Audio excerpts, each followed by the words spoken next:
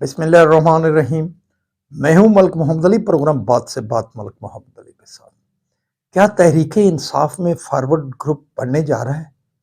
इस बारे में तहरीक इंसाफ के मुखालफिन बहुत कुछ बातें कर रहे हैं, जबकि तहरीक इंसाफ के जो चेयरमैन हैं बैरिस्टर गौहर, उन्होंने इसकी वाज़ेह तरदीद की है कि तहरीक इंसाफ के अंदर कोई ग्रुप नहीं बन रहा।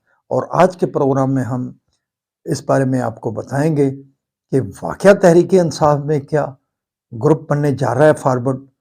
आज के प्रोग्राम में इसकी तफसील से आगाही होगी आपको। और प्यारे दोस्तों, जिन दोस्तों ने अभी तक हमारे चैनल को सब्सक्राइब नहीं किया, प्राइम मेहरबानी वो हमारे चैनल को सब्सक्राइब भी करें, लाइक भी करें और शेयर भी करें। और हम बात कर रहे हैं तहरीक इंसाफ के अंदर फॉरवर्ड ब्लॉक की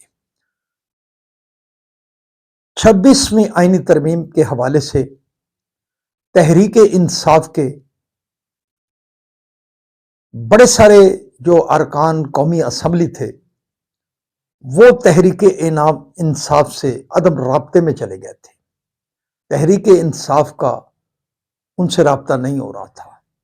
तहरीक इंसाफ अपनी सियासत के हवाले से तो ये बातें कर रही थी कि उनके तमाम अरकान महफूज हैं, कोई रुकन असम्बली नहीं जा रहा, बल्कि बाद में दबे दबे लफ्ज़ों में उन्होंने कुछ अशारे कनाए में कहने शुरू कर दिया कि सबसे पहले सेनेट के हवाले से 2 अरकान के मुताल्लिक बात की गई, और डॉक्टर ज़रका वगैरह के मुताल्लिक कि वो तहरीक इंसाफ का के हवाले से जो मुंतखब थे वो आईनी तरमीम के हक में वोट देंगे। और फिर इसी तरह कई बातें तहरीक इंसाफ छुपाती रही, लेकिन जब आईनी तरमीम का मौका आया तो असम्बली के अंदर सिर्फ 4 ऐसे अरकान मौजूद थे, ज़हूर कुरैशी वगैरह, जिन्होंने तरमीम के हक में वोट दिया।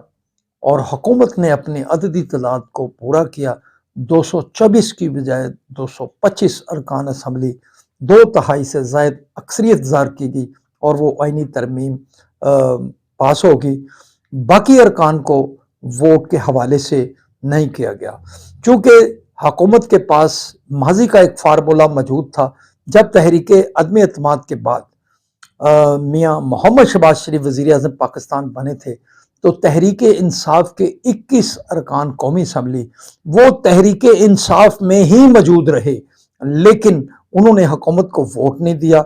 और राजा रियाज जो थे वो अपोजिशन लीडर का किरदार अदा करते रहे, और तहरीक इंसाफ अपनी ही एक गलती की वजह से कौमी असम्बली से बाहर चली गई और इस्तीफे दे दिए। ये बात समझते बालातर है। अगर तहरीक इंसाफ उसी तरह गवर्नमेंट का डट कर मुकाबला करती तो फिर राजा रियाज जो थे वो कभी भी अपोजिशन लीडर नहीं बन सकते थे। ये तहरीक इंसाफ की बड़ी गलती थी। और इसके साथ साथ तहरीक इंसाफ की दूसरी बड़ी जो गलती थी वो थी पंजाब हुकूमत को ख़त्म करना और केपी के हुकूमत को ख़त्म करना। अब जो अरकान असम्बली से पीटीआई का राब्ता नहीं था, जो पीटीआई ने खुफिया रखा हुआ था, अब बड़े सारे अरकान कौमी असम्बली थे जो उनको तहरीक इंसाफ की तरफ से शोकाज नोटिस जारी कर दिए गए हैं। और इनमें से सबसे जो अहम शोकाज नोटिस है वो जैन कुरैशी का है। जैन कुरैशी वो आदमी है, वो रुकन असम्बली हैं जिसके वालिद शाह महमूद कुरैशी जेल में बंद हैं। वो अडियाला जेल में भी बंद रहे, उन्हें सजा भी हुई, फिर बाद में सजा मुअत्तल हुई साइफर केस में। तो अब जैन कुरैशी जैसे बंदे को भी शुकाज नोटिस जारी कर दिया गया है। अब आगे चलकर पता लगेगा। कहने वाले कह रहे हैं कि ये जो अरकान गैब थे, जो मंजर से गैब थे, वो शायद फॉरवर्ड ब्लॉक बुलाने। और उसमें जो सबसे बड़ी बात की जा रही कि ऐन मुमकिन है कि शाह महमूद कुरैशी का जो बेटा है जैन कुरैशी, ये फॉरवर्ड ब्लॉक का सरबराह बन जाए। बहरहाल ये अभी तक तो क्या सराहियां बातें हैं। शाह महमूद कुरैशी के बेटे ने तो अपनी एक वीडियो भी वायरल की और कहा कि वो अभी तक तहरीक इंसाफ के साथ हैं। जो भी कह सकते थे उन्होंने कहा, लेकिन लग रहा है कि तहरीक इंसाफ की जो क़यादत है उनके इस वीडियो क्लिप्स या दिगर जो अरकान के वीडियो क्लिप्स हैं उन पर यकीन नहीं कर रही। अगर ऐसा हो गया, शोकाज नोटिस के जवाबात ना आए, تو عین ممکن ہے کہ یہ جو ارکان ہیں ان کی تعداد یہی رہتی ہے یا بڑھ کر فارورڈ بلاک بناتی ہے۔ بہرحال ایک بڑی ساری سٹوریاں اس بارے میں چل رہی ہیں، لیکن اب یہ تحریک انصاف کی قیادت کا امتحان ہوگا، کیا آیا وہ فارورڈ بلاک بننے دیتی ہیں یا نہیں بننے دیتی۔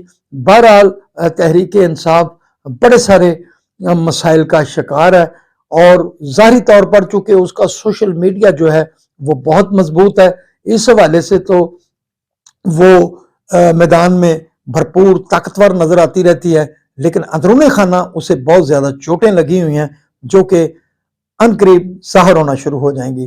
سلام پاکستان، سلام اوورسیز، اللہ حافظ۔